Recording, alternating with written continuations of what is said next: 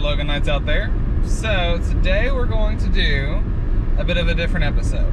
We're going to try to keep it on track. We're going to try to have like a theme and stick to the theme and maybe get some good information out there. So everyone knows Benjamin McClain, my best friend. He is a truck driver, drives 18-wheelers, the semis, however you want to put it. And today we are going over to Conway, Arkansas to pick up his truck. Yep. Because we've been off the truck for too long. Not the best situation outside looking in, but you can't really plan for your co-driver to get in the hospital. Yeah. So I thought today would be a good day to talk about what it's like from start to finish to go into trucking as a new guy. And I feel like it's a good time because you've been doing trucking right at 6 months. 6 months. 6 months. So you're still new enough to you're still new enough that you know what it was like to not be a trucker, but I feel like you've got enough experience to talk about what it is kind of like to be a trucker. Yeah. You know? So at a certain point you lose the ability to remember what it was like before. Yeah. So let's start with like what happened to get you to where we are today? Going over there to get the truck. Just because this is a possible this is a possible complication. So we work at least at the company I'm at, and what me and my co-driver agreed with was 4 weeks out, 4 days home. So we'd finished our 4 weeks out, we came home, did our 4 days home, and I didn't hear from my co-driver. And then I was asked, hey, why didn't y'all pick up the load that was given to you? So I called and tried to figure out what's going on, and come to find out my co-driver ended up in the hospital. Not COVID related. And he's still there. So I somehow got to get to the truck. And now I've been off the truck for almost 2 weeks. Almost 2 weeks. And at first, you were off for the 4 days. Yeah. And I was working all those 4 days, so I was like, I'm not going to get to see him. And then when you were off the truck, it was like, oh, this is great. So we get to go to, like, we went backpacking, and we did we went to the river. Yeah. We did other things. We went and had a really good home time, for me anyways. It was nice up until a certain point. Yeah. And so I've been back and forth with my dispatcher, trying to figure out what's the best way, the who, what, when, where of getting me to my truck. And pretty much partly got tired of waiting around and was just like, hey, can a buddy take me and get fuel reimbursed? Yes. Alright, so then I called Logan and I was like, hey Logan, I got a favor to ask you. And he was like, what is it? I said, did you take me to Conway? And at first he was like, yeah, I guess. Because it's, not really his job to do it and takes time out of his day. But I do appreciate it. So that's what we're doing. We're going to head over there. Hope my truck starts. Hope it's not as dirty as I think it's going to be. And if it doesn't start, I'm just leaving you there. That's fair. I'm just hey, you made it back to the truck. I'm done. So we'll find out here in about 3 hours. So, all right, outside looking in, I don't like how this whole situation's gone down. Reason one, it was not your fault your co-driver went to the hospital. He did you wrong. Now, was he mentally even aware enough to do you right? I don't know. I don't know, because it depends on how bad the infection was actually is. Yeah. But they did some major stuff with that. So I feel like he did you wrong. Whether he could have done you right, who knows? Okay. But if he was mentally aware enough to take himself into the hospital, he should have been like, hey, look, or at least told the company, hey, y'all, I'm going into the hospital. Yeah. Don't know how this is going to turn out. Okay. Simple as that. Just some sort of heads up. Don't assume everything's good. So basically, they didn't know until I didn't know that they had a load for you waiting. Yeah. didn't know about it. Yeah, because I'm not on the truck, and the only way we find out about our loads is through the Qualcomm or OmniTrack or whichever is being used by the trucker or the company. So number one, I think your co-driver messed you up. Okay. Yeah. All right, I don't like that. Number two, your company. I haven't actually talked to your company, but I've heard you talk to your company. Yeah. And I'm not gonna name drop them, okay? Because Ben does work for them, but I don't like it. You talk to them, you're understanding, you're open-minded, you'll do whatever it takes, and they just kind of like, it feels like they're just like fuddling the ball. They're just like, they're not coming up with any options. They're not coming up with any solutions. It's literally you throwing out solutions to get you back to the truck, and them going, let me talk to someone. And they come back and, no, that's not gonna work. Or like they try to buy a bus ticket for you to where? The wrong state. To the wrong state. Legitimately bought a bus ticket for you. Did they actually buy the bus ticket? They had the bus ticket. They bought the bus ticket. All I had to do was go to the bus station and sign in, and then print off my actual ticket. It's for a logistics company that specializes in transporting goods and services.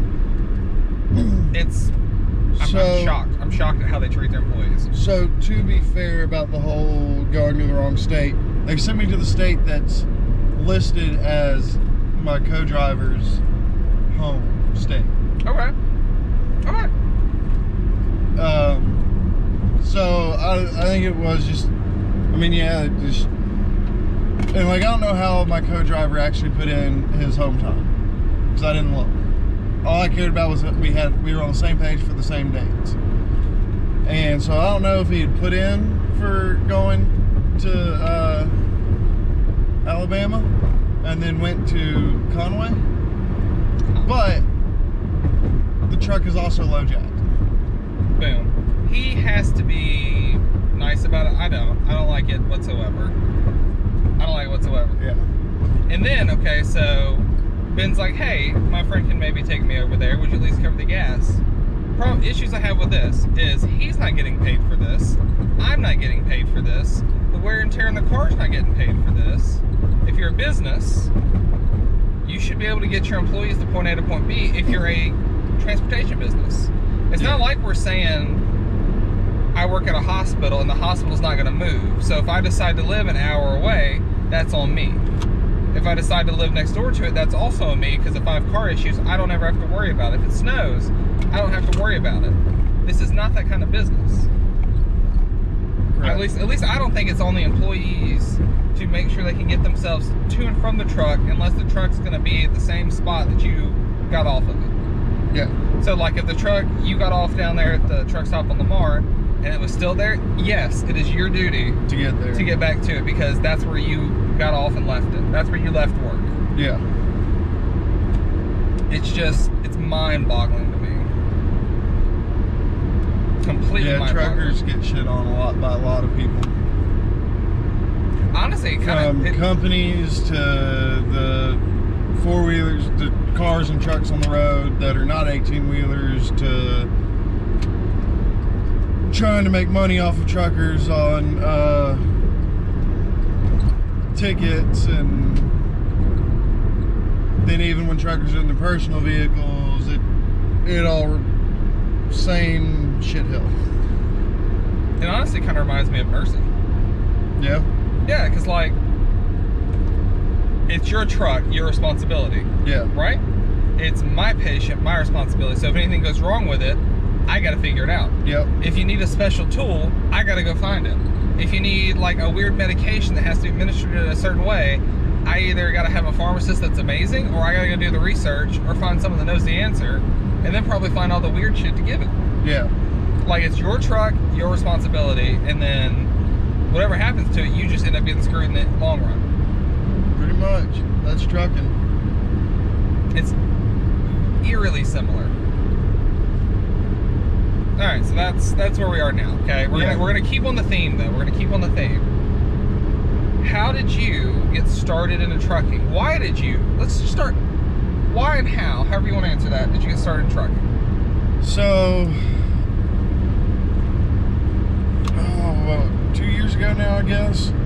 I was doing tree work. Got out of that, and at at the time I had a huge kayaking trip planned. I was like, all right, this is the year to do it. And so I took a year off, but I knew at the end of this year, I was gonna have to start making money again. And for me, my main options were some sort of trade. Be it tree work again, trucking, welding, whatever it may be. It was gonna be a trade. But you chose trucking. But I ended up going with trucking because it is, if you're disciplined, it is the quickest, it's the quickest schooling you have, 3 to 5 weeks, and then you're making money in it. And if you're disciplined and you don't spend a whole lot of money at truck stops, and if you're able to get rid of any leases or mortgages or anything like that and live out of your truck, you can make good money quick. And part of that, my reasoning for that is I was in quite a bit of debt. And 5 months in, 5.5 months in, I'm debt free. So that was the main thing with the trucking. And because I went with a company that had a sponsorship program, I'm with this company for a year, no matter what. Back it up. Yeah. So how much debt were you in? Or $7,500. and you were able to pay that off in 5.5 months. Correct.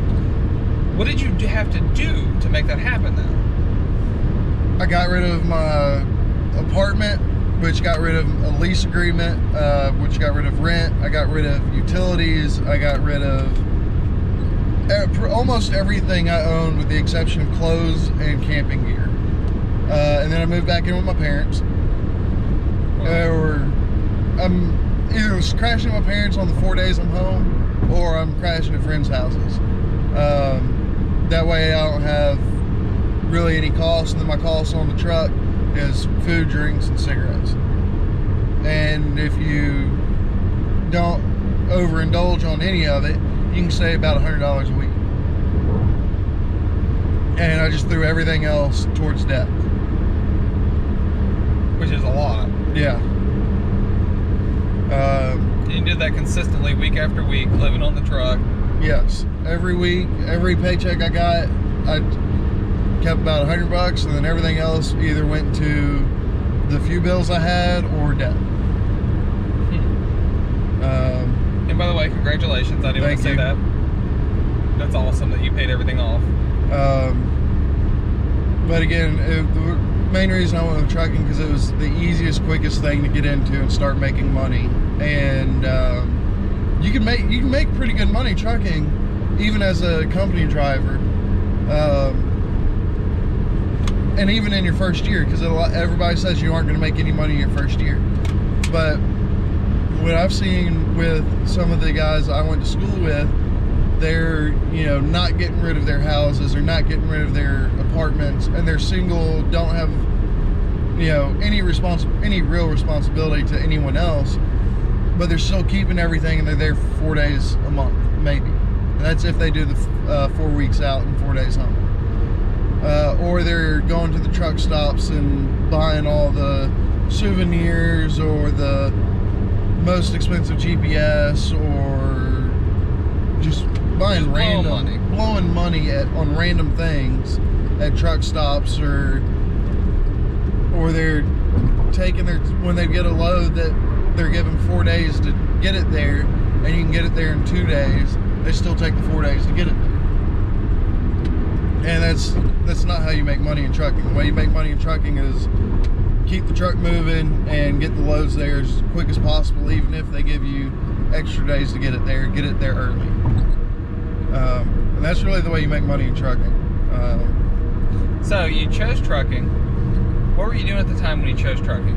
I was working at an Italian restaurant. Okay, so you're working at the Italian restaurant, basically just waiting to go to trucking school.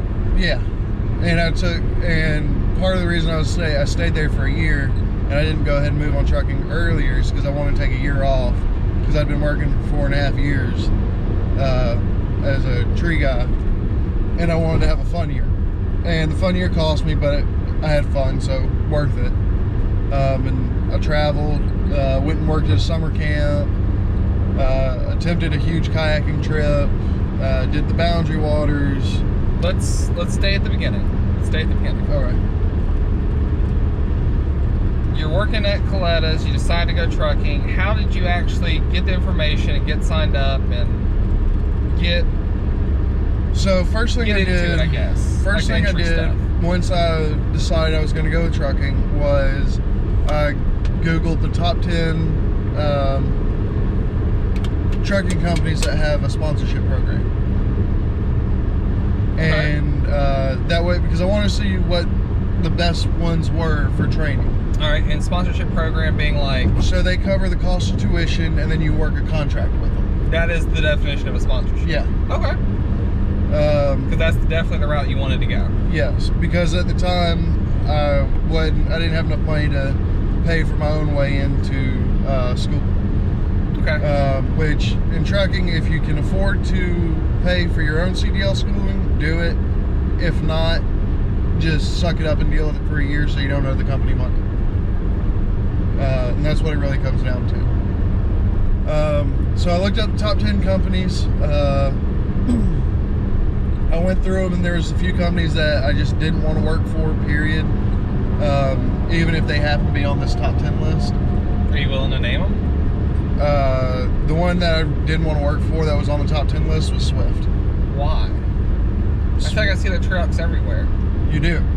They so Swift is a massive company, but they've got a lot of issues with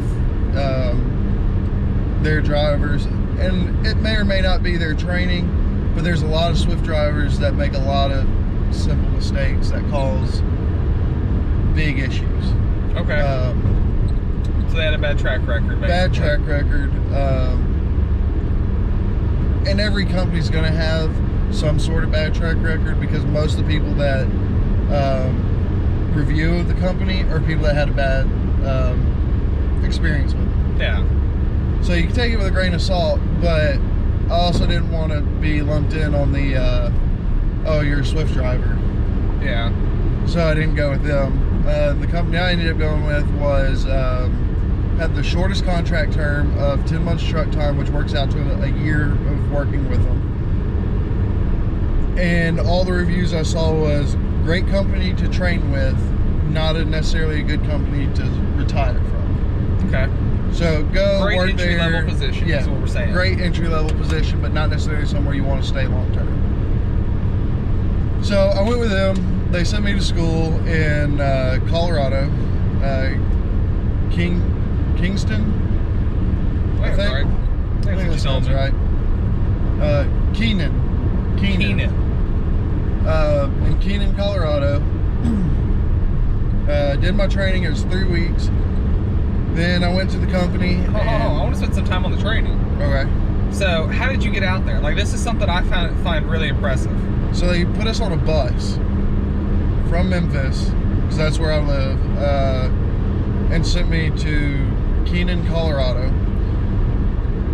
It's normally roughly 18, 19 hour drive.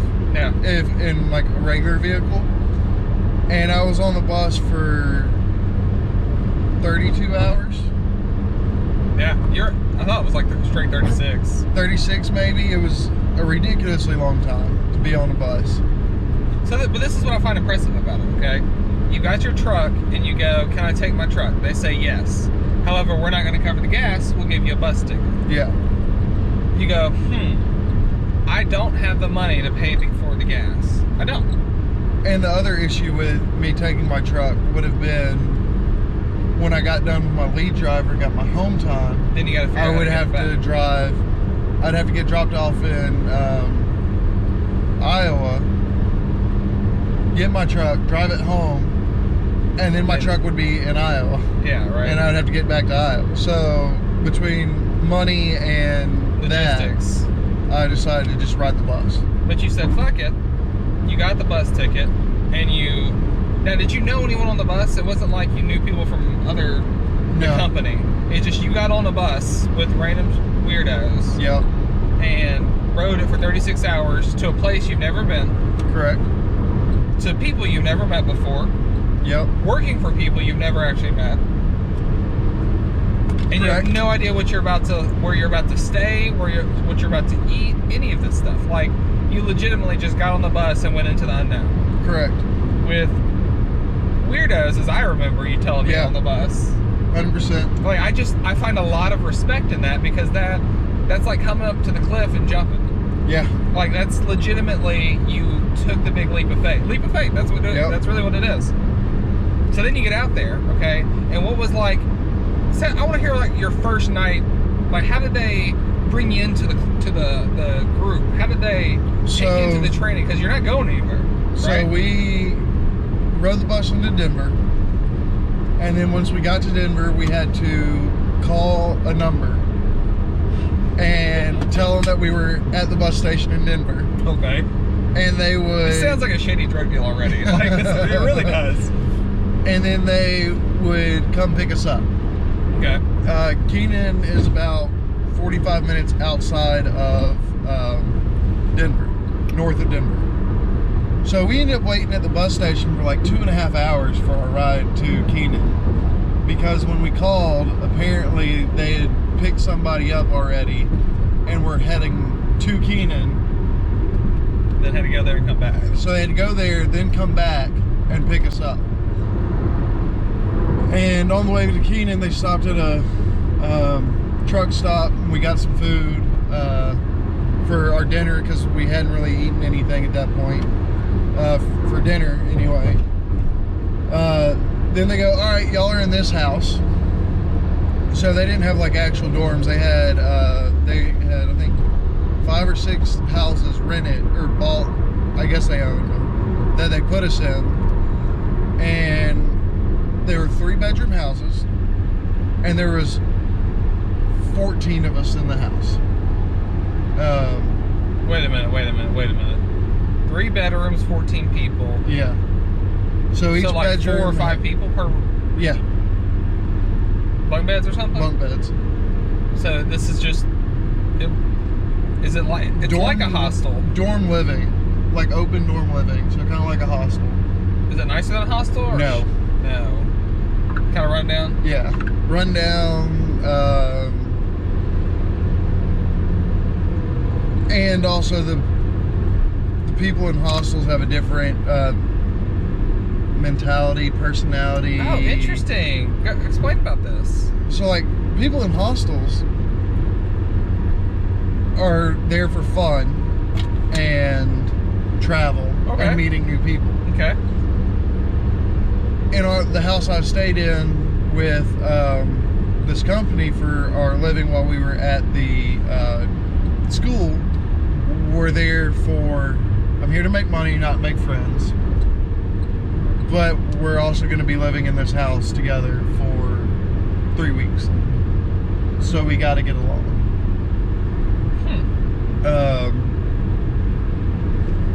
And there was more rules than at a hostel. Like at a hostel, you can kind of do whatever you want as long as you respect everybody else's stuff.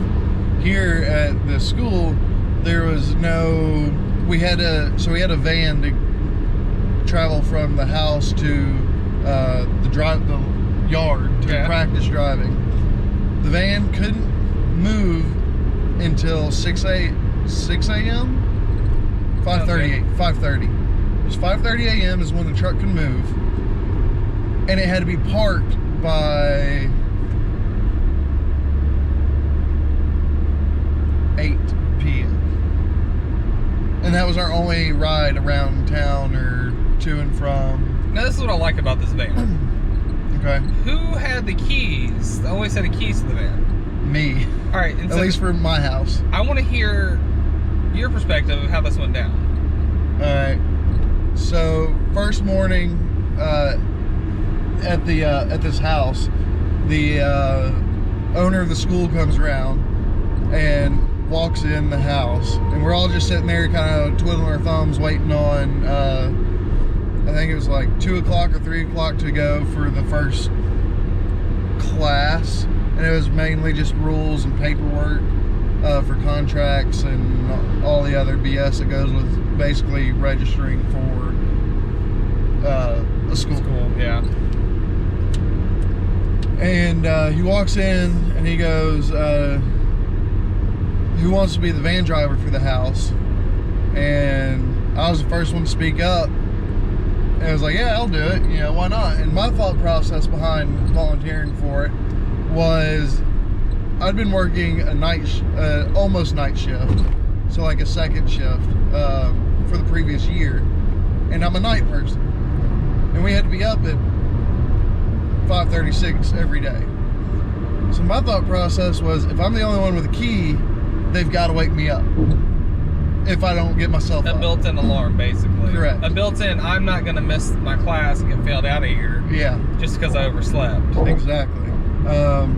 And they were like, so have you got any experience driving a 15-passenger van? And I was like, yeah, I've driven 15-passenger vans. I've driven box trucks. I've driven bucket trucks. I'm like, all right, cool. So the owner took me in his truck, gave me a tour of the town, which was like 4 turns total between the house and the yard. Gave me all the rules that I had to, extra rules I had to follow with the van, and then gave me the keys and said, all right, be at the school building at this time and make sure everybody's there. And as a house, we agreed that the van was going to leave at a certain time every day, and if you weren't on it, you're getting left. Simple as that. Simple as that, because yes, it's my job to transport you to and from the house, to the grocery store, to the yard, to the laundromat, all of that, but it's not my job to make sure you're on time. So I told everybody we're going to be leaving at this time, and if you're not on the van, you're getting left behind. Sucks to suck. They didn't believe me until I left 2 or 3 people on multiple occasions. Because, and then like on Sundays, we were off all day, and everybody would want to make a trip up to the grocery store, the laundromat, and nobody wanted to do it at the same time.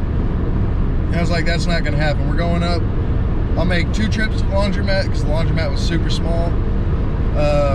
And that's when you can go to the grocery store or the dollar store. That's when all that's going to happen. But outside of those 2 times, I'm not going to keep running you around because it's my day off too. Yeah, simple as that. Just like summer camp rules. Yeah. So you're driving the truck, or the van, I guess. You've got all that set up. You kind of lay down the rules. What was the actual classes like? Because that's what you're there for, right? Yeah. You just got to put up with these people, but you're there for the classes and the training. Correct. So the first week was mainly getting people to pass their learner's permit test, or their CDL learner's permit test. Okay. So they could drive the truck with somebody that had a CDL already. And then that was the beginning of the first week. The end of the first week was starting to do pre-trips on the trucks, looking at all the aspects of the truck that we're supposed to look at before we start driving it. What did you tell me the other day? TTL or something? PTI? No, not pre-trip inspection. What are you talking about? LLL? Oh, yeah, the 3 Ls. 3 Ls. That's one of the first things you look at when you walk up to your truck. That's your lights level and leaks. So you're checking the lights on the front of the truck, making sure they're working. You're making sure the truck is sitting level, because if it's not, it could mean low tires, or suspension's bad. It could mean a number of things, but if it's level, then you're more than likely good. But you still check all the other aspects of the tires and the suspension. But if it's unlevel, it's a pretty good indicator that one of those things is wrong, so you check it doubly hard. So they do PTIs. And then we started straight line, or then we did hooking and unhooking a trailer. which is we literally hopped in the truck, or we got out of the truck, made sure the trailer was sitting at the right height to back underneath it, and then we got in the truck, backed underneath the trailer, hooked up, went and checked for air leaks at the back of the trailer, came back up to the fifth wheel, unhooked it, and then pulled the truck forward and got out. And then we just round robin for probably 3 or 4 hours. And then the next day we started doing straight line backing, which is literally just backing the truck up in a straight line and then pulling it forward and letting the next person go. We did that for 3 days. Doesn't sound like that much fun. No, it was super boring. Some people really struggled with it, believe it or not. Literally just going back in a straight line. Yeah. Now, I feel like with that long of a trailer, it would be pretty straightforward to get it to go straight. Yeah. Like, the shorter the trailer, the harder it is. Yeah. Straight line backing is the easiest backing maneuver you can do in an 18-wheeler. Good to know. The big issue, though, is people would oversteer. So when you're doing a straight line backing, if you imagine there's a clock on the steering wheel, you put your hand at 12 o'clock, so dead center, top dead center, and then you would go only to 9 and 3. That's all you would move the steering wheel to keep it in a straight line. After doing that for 3 days and PTIs nonstop, we went to offset backing, which is where you're in line with one parking spot, but you can't park there, so you maneuver to park in the spot next to it. Okay. And with that one, we did that one for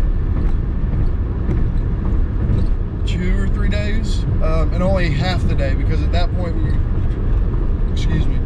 at that point we were split up into 2 groups, where one group would drive the truck in the morning and then do offset in the afternoon, and the other group would do offset in the morning and then drive in the afternoon. And when we were driving, the first 2 days was nothing but shifting, and they had this like probably 2 or 3 mile loop out in the country where there was very little traffic, and it was first gear, second gear, third gear, fourth gear, fifth gear, sixth gear, seventh gear, then downshift to fifth gear. And it was just shifting up and down up to 7th gear for 2 days. And then it was third day of shifting was, all right, we're going to go all the way up to, and the truck I was in was a 10 speed. So we'd go all the way up to 10th gear, and then downshift 1, upshift 1, downshift 2. And then we actually started driving on the highway. And in this city, it was a little town, I don't remember the name of the town, but it was some little town. Was it about as big as Hardy, Arkansas? No, it was bigger. Okay. So it was probably like Collierville size, I guess. Okay. So it's got some actual people there. Yeah, so it's got traffic, it's got lights, it's got construction, had all the potential hazards that could be there were there. Yeah. And so we did, again, focused on shifting correctly, and then also paying attention to other cars, your space around your truck, making turns in the city. And now, what were the instructors like? I don't know. What were they trying to set your expectations for in the field? Because, like, as a paramedic or EMT, it was like, you don't know what you're going to see until you get out there. It's crazy out there. This is nothing compared to what's out there. You know, like, really trying to make us feel like we need to gear up more now to be prepared for later. What were they doing? Their main goal was safety. Okay. And that's really the main goal in all trucking, is safety, because it's in the top 10 most dangerous jobs for civilians. So check your mirrors, put your turn signal on well before you actually are going to turn, and even before you start braking for a turn. Put your blinker on. Constantly check your mirrors, shifting. This is all they focus on, was shifting correctly and your safety, being aware of your surroundings. Over and over and over. Non-stop. Was it in the? What was the meaning behind the safety? It was like, is it worse out there? Yes and no, because we were in a small town that had a trucking school in it. Everybody was aware of student truckers. But out in the, I guess, the real world, people don't care about trucks at all. They jump over in front of you, just hit their brakes. They don't think you need as much room as you do for everything from turning to braking to, and then they get pissed off when you aren't going, you know, whatever the speed limit is, because trucks are governed, and they don't understand that, you know, 8 times out of 10, if a trucker puts his blinker on and everybody's like, oh, he just cut me off, he's an asshole, whatnot. He probably did it because it's safer for him to jump over than because he doesn't have the room to brake safely, to get out to, you know, avoid something. And that might be a good reason. That's probably one of the main reasons why they're cutting you off. It's because it was a safety thing, that if they didn't, there's more than likely going to be a wreck. Because you're always paying attention to how much room you've got for when you're changing lanes, because you're working with a 80-foot vehicle. Yeah. So you're aware of it, and sometimes it's almost necessary. If somebody cuts you off and you got to jump over real quick because they're trying to brake check you, there's no way to stop. You know, there's no way to stop an 80,000-pound vehicle in 30 feet. In 30 yards. 30 yards, whatever. Yeah, 30 yards, 30 feet, whatever it may be. But they just don't stop. Did they try to, I guess I'm trying, what's the word? I guess culture you into being a trucker? I'm trying to think of how to put that. Yes and no. It is a lifestyle. So they told us it was a lifestyle, but they're also like, they were like, the amount of people that actually come through this school and stay truckers is slim. Okay. Like, people go in and then they'll work their year so they don't have to owe the company money for paying. So they'll work their contract and they'll get out of trucking. And the reason they do that is because people don't realize how much of a lifestyle trucking is. They get homesick, they miss their friends, their family. They just, like you said, you're only home 4 days a month. Yeah. You're only home 4 days a month. And then when you're out on the road, I mean, how often do we actually talk? We generally talk once a week or so. Yeah, but still, once a week versus like us living together. Yeah, I mean, it's a lot less communication because you're doing so much all the time. And then with, like, me, I'm on a team truck, so I'm on a 10-hour rotation. So I'm driving for 10 hours, I'm asleep for 8 to 9 hours. And then I'm driving again. So it does make it interesting to try to line up keep in contact. Keep in contact. Not only that, but you also got to think about I'm on a 10-hour rotation. So I could work 10 hours overnight and then wake up, and like right now you're doing night shift. So now if I'm working 10 hours overnight, I'm on a almost complete opposite schedule, even though I'm still working night. Complete opposite schedule than me? Yeah, almost, because like when we're working, we can't really talk. Oh, that's good. Well, I mean, you know, a lot of times, you know, there's been a lot of times that we've tried and it's like, oh shit, something's come up, I gotta go. Yeah. But then if you're working days and I'm working 10 hours every night, I'm asleep while you're up working. Yeah. And for most of the day, and then I'm up briefly while you're up, and it goes with everybody. Yeah, if you just don't catch it in that window, it's hard. Because I generally have like a 2-hour window to catch people to talk. I mean, it is a legitimate lifestyle change. Yeah. For the better or for the worse? Don't know yet. But so you do the schooling, they set the expectations, it's dangerous, how to do they basically give you the basics. Yeah. Do you feel like before you actually set off with your lead driver that you had, well, what is a lead driver to begin with? So a lead driver is basically a mentor that you get. So somebody just out of school, a student driver, gets on a truck with somebody that has experience driving a truck, and that lead driver is supposed to show you how the e-logs work, how to deal with shippers, where to go at a shipper, how to turn your paperwork in, and give you some tricks to how to make things easier and faster, and still staying safe.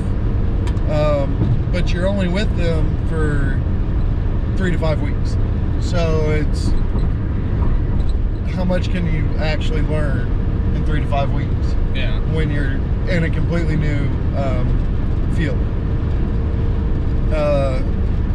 But they do the best they can and their main goal is to make sure you're safe driving and you know how to operate your e-log.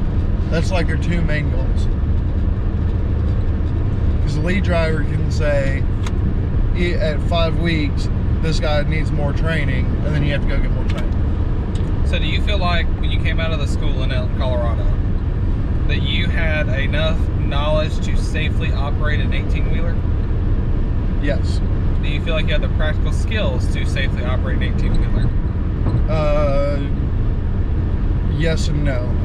Yes, because, and part of it's because I've driven straight trucks before, so I kind of knew. I mean, 18-wheelers are obviously bigger, but I've still had experience driving larger vehicles. But the things that you aren't really prepared for are the things that you can't control, like weather. Because when I was at school, I never got to drive in high wind. And my first day driving with my lead driver was high wind.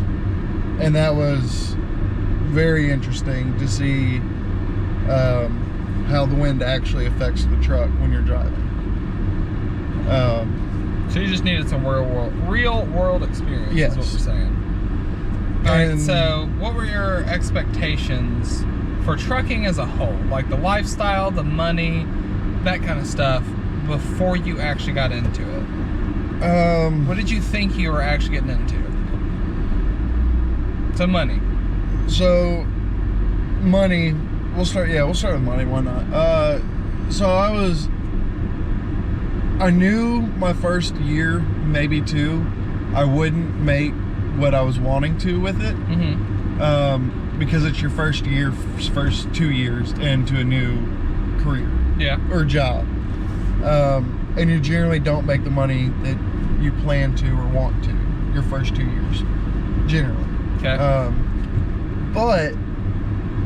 And I also knew I was going to a lower paying company, comparatively. But they had the shortest contract term. And that was a big selling point for me. So, like, I started out at 30 cents a mile with this company, and I'm wanting to make closer to 50 cents a mile. And I mean, right now at 6 months I'm at 36 cents, so I've come up, but it's still not really close to what I want to be making. But I have been offered a position to be making actually more than that at 6 months at the same company. So has it met your expectations for the first 6 months? Yeah. Okay. And like you said, your expectations were, I'm not going to make as much money, but I'll be making more than I was. Okay. And that was really my biggest thing, was I wanted to be making more money than I was, and to be able to get my debt paid off as soon as possible. And that's what you've done. And that's what I've done. And I kind of went into trucking like I went into the schooling for trucking, which was a very different attitude than a lot of the guys I worked with, especially those that had been in a truck before, even if it was a straight truck. they went in and they had kind of this attitude of, I've done this, I know what I'm doing, I'm just here to get the license. My attitude going into the schooling was, all right, I've been in a straight truck before, I've driven manuals, I drive a manual for my personal vehicle, I know how to drive a manual. I can back up a trailer, and I'm not concerned about all of that, but I went in with the attitude of, all right, the people that are training have been truckers a lot longer than I have. Mm-hmm. Let me go in and learn as much as possible, and not argue with them. Even the only thing I would argue about, were there people in there arguing with instructors? Oh yeah, that is the biggest pet peeve. It's like, shut the fuck up. If I'm teaching you, just shut the fuck up. I don't need to hear a why you did something this way or whatever. Yeah. Unless, like, I ask, like, hey, why did you do whatever? Yeah. Don't tell me about 3 previous jobs. I don't fucking care. Yeah. I really don't. That's one of my biggest pet peeves. Just shut the fuck up and let me teach. And let me teach. So, like, the truck I was on at the school, it was me and 2 other guys with 1 trainer. So they had kept a pretty low instructor to student ratio, which was nice. And 2 of the other 2 guys I was with, one of them had driven trucks 10 years ago for 15 years. And the only reason he was back is because now it's hard to go to a company without having school saying that you've done 170 hours of training. And then the other guy was a diesel mechanic that worked on 18-wheelers, and their shifting was trash at first, and they've eventually got it, but they would say, they'd argue with, well, this is what I did back then, and blah blah blah, and I gotta break, they'd make excuses of, oh, I gotta break this habit. And if you go in with the right attitude, cool, just don't do it. When it comes to driving, breaking driving habits is a lot easier than you think. Just don't do it. Shut up and listen to the instructor. Yeah. And that's what I did. And because I went in with the attitude of, I'm here to learn and I'm here to do the best I can, I was the top student in the class for the company I was working with. And then for my class at the school, I was the second person. Second one from the top. Cool deal. And a lot of other people were like, oh, we knew you'd do that, and blah, blah, blah, and this, that, and the other. And then they'd ask for my help for studying or questions answered, whatnot. And I would give them either the answer or tell them how to get the answer on their own. And then they either wouldn't do it, or they'd complain about it, or they'd say I'm wrong, and then I would pull out the handbook for trucking that was basically our Bible at the school, because it went over everything the instructors were going over, but it was in written form. Yeah. And I would legit find it in the book and just be like, here, look, I know what I'm doing, I know what I'm doing. Let's keep it rolling. Let's keep it rolling. So, lifestyle. How do you feel about it? As a team truck driver, the lifestyle can suck. Because you're with a team, you're in an 8x10 box, 24 hours a day, at minimum 28 days in a row with one person. And if you respect each other, and you've got an open line of communication with each other, you won't really have that many issues. But that's not always the case. And that's where the big difference between solo and team driving is, because like even when you want your home time, you got to talk to your co-driver if you're a team truck and make sure they're cool taking home time at the same time you are. It sounds pretty awful, I'm not gonna lie. I'm too selfish. Fuck them. Yeah. I'll be real. I don't want to have to deal with you. This is my job, not my life. Yeah. At least that's what my job is. And then as a solo driver, if you want to take your home time in a state that's not your home state, all you gotta do is tell your dispatcher, hey, when my home time comes up, I want to take it. So like for me, I could be like, hey, I want to take my home time in Seattle, Washington, and they'd route me there, and then I'd have 4 days off there. Where if I was on a team truck like I am, if I wanted to do that, I would have to make sure my co-driver is cool with taking it. And the likelihood of that happening is so low. It's generally low unless you've got somebody that's single, likes to travel, and doesn't have any real responsibility to others. But so far, I've not come across that. Yeah. And the ones that I have come across that with were people I went to school with, and I wouldn't want to be in a truck with them because I trained with them, and I know how they are on the truck. So working conditions. So I know you've done outside hard manual labor. Yep. You've done inside manual labor. You've done a little bit of everything except for I think a desk job. No, I've done that too. Okay. So as far as taking all of that experience, how do you feel about the actual working conditions? Being treated, let's just say working conditions on a day-to-day, and then we'll talk about your management. All right, so day-to-day, easiest job I've ever had. Really? Yeah, 100%. The hardest part about trucking isn't the job, it's the lifestyle. Trucking itself is easy. And that's if you like to drive. If you don't like to drive, you're pretty much screwed. Probably going to be awful.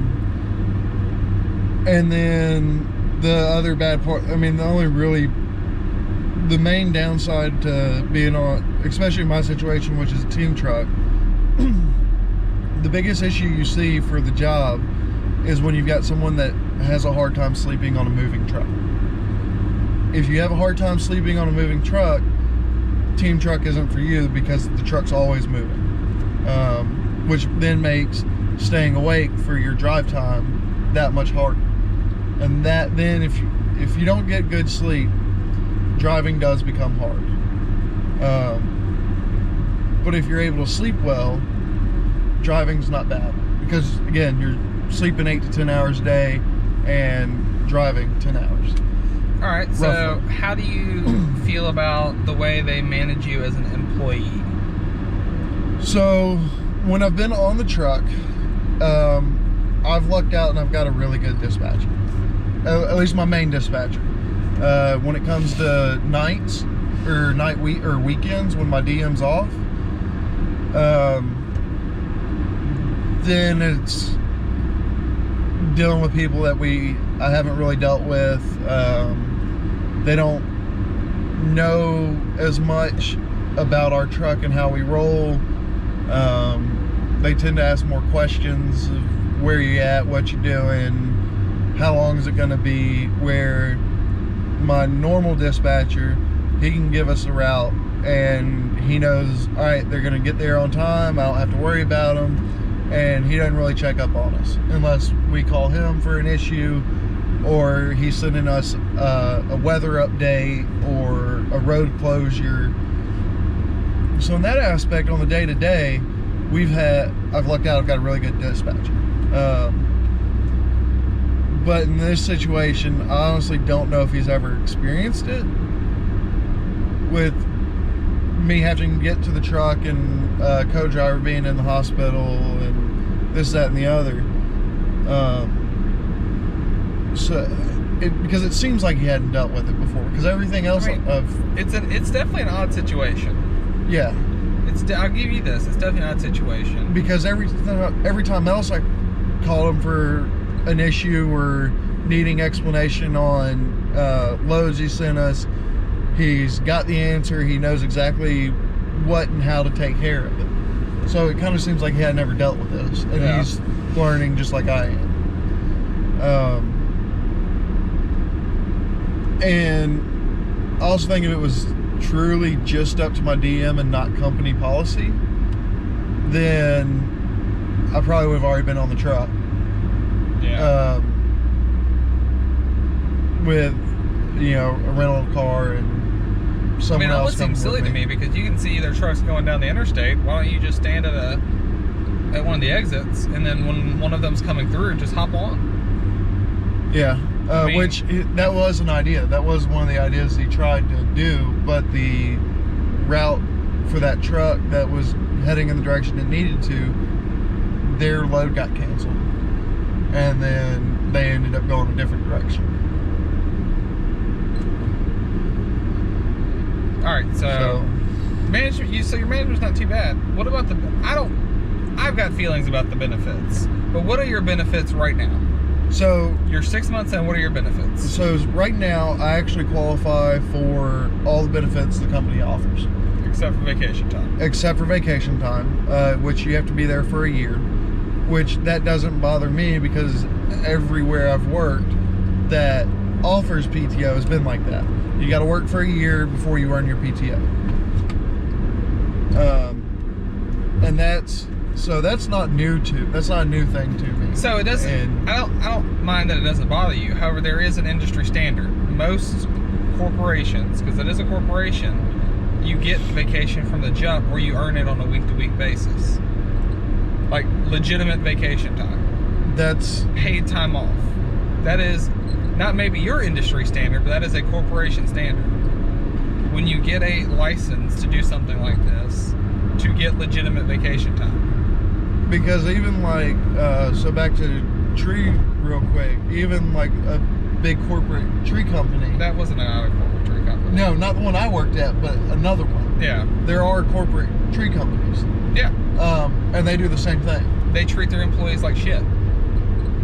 Like, not giving your employee vacation time for the first year is the shittiest thing you can do. Well, it's also, so I don't know about for trucking because I haven't tried or really even crossed my mind yet until now. But like, even when I did tree work and even that big corporate tree company, if you needed time off for whatever reason, you could just ask and you get that day off, but it's not paid. Exactly. Unless you had, I guess, sick days. But I worked for Medic One, and I didn't realize how shitty they were. I worked there for like a year and a half and had like 8 hours of PTO. That's shit. Fuck them. Like Medic One fucking sucks. So at a year with the company I'm at, I'll get a full week PTO. Yeah. And that's what I'm used to. That's what I've always seen. It's just it's shady business practices is what it is. Because I work for Methodist Healthcare. Yeah. I get like 6.5 hours or 7 hours of PTO for every 40 hours I work. Mm-hmm. And then when you go part-time or PRN or you quit, they have to pay you out that money. Yeah. When I quit Medic One, I went PRN. They did not pay me out that money. It was only worth. It's illegal. I get it.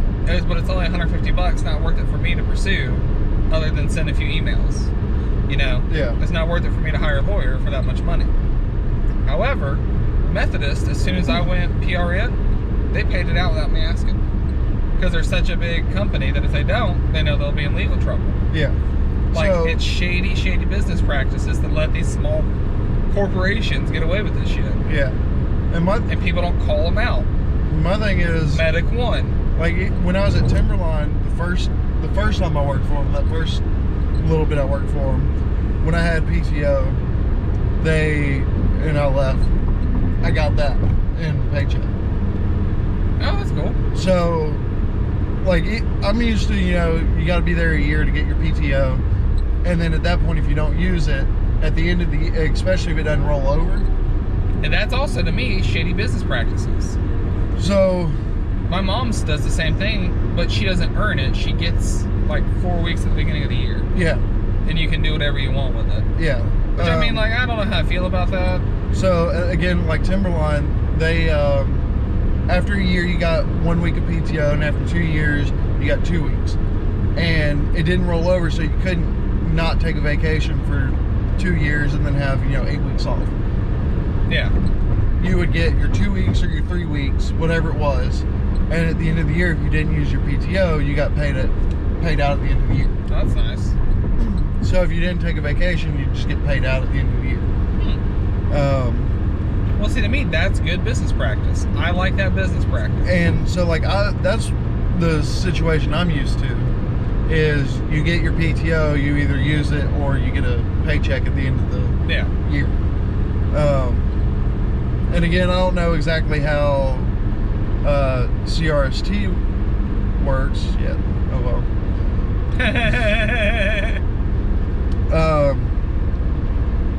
I don't know how this company works because I'm under contract, and under contract, contracts suck. Like they just do because they kind of got you by the balls. But at the end of my contract, I'll get PTO. So February 19th, I'll get. Would you have gotten PTO if you weren't on a contract when you came in? I don't know. Interesting. They basically in the paperwork put out all they that said, money out for you. Yeah. So basically, they own you for almost indentured servitude. Kind of. I mean. Yeah. Yeah, that's exactly what it is. But again, they covered the cost. They covered the upfront cost of getting me to school. They covered the cost of school. They covered. They would have covered the cost for DOT health physical if I hadn't already had one. They covered the cost of all the test pricing at the DMV because you have to pay to test and then pay to get a license. They covered all of that cost. They fronted me money for food for the week while I was at school. They covered housing. They covered travel from the school to the company. And all I'm having to pay back is like the food costs that they fronted me because of the way it's counted. I think it was like $50 a week is a advance. Take everything you just said.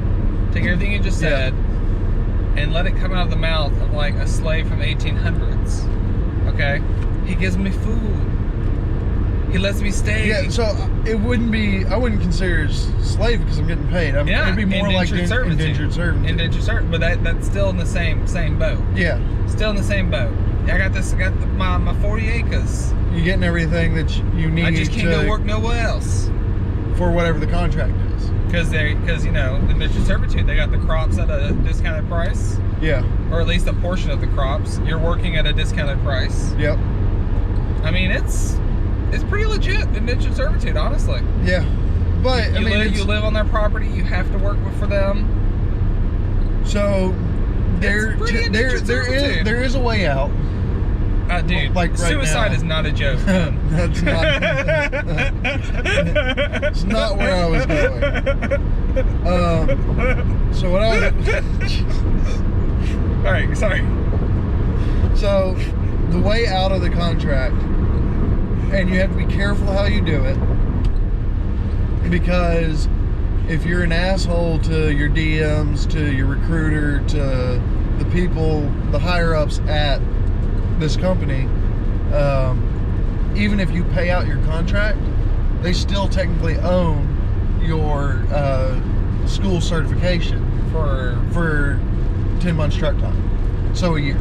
So okay. So if you're an asshole and even if you pay out whatever you owe to cover their cost, they can still hold on to that and you can't work anywhere because you have to have that certification to go to any of these at least long haul companies.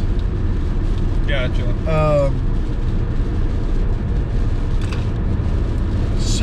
But if you're not an asshole and you decide, hey, this isn't for me, I need to do something local, you can pay out your contract or have the company you're going to buy out your contract. Oh, that's cool. If that company's willing to do so. Yeah. And then now you can go work somewhere else and you have all your paperwork that says you can work. But if you've been nothing but problems for them for the time you've been there, they're not going to work with you because you hadn't helped work with them. Yeah. If you work with them, they're willing to help you out. But if you're an asshole, why would you help an asshole out? I don't know. And that's what it comes out to. I've never been in that position. So there is a way to get out of the contract. But again, and honestly, if I'd not been paying off debt, that's probably what would have been doing. Trying to get out of the contract? I would have just been banking, and been like, all right, here's your money. You wouldn't have waited for the whole year? I mean, I probably would have, but I would have gotten out of the contract. So, I mean, when you wait for the whole year, you get out and you've got all this money saved up and you're ready to go wherever you want to. And you don't know the company anything. You don't know anybody anything. You're straight. Yeah, exactly. And that's my plan. But, I mean, it has crossed my mind to just been like, save the money and then buy out my contract. That way I'm not under contract anymore. And really the big benefit of being out of contract, the benefit of being out of contract would be if I wanted to stay with this company and be at least purchase driver, I could. Alright, so do you want to end? We got to end because it's getting loud. Do you want to end with any statement for anybody?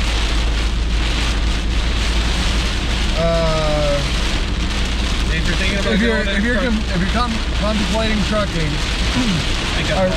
I recommend it. Try to pay your own way through school if you can. If not, find the shortest contract you can and work the contract and don't quit until you're done with the contract. That's really my big advice, I guess. And remember, keep your corn on the cob. That's loud as fuck. Yeah.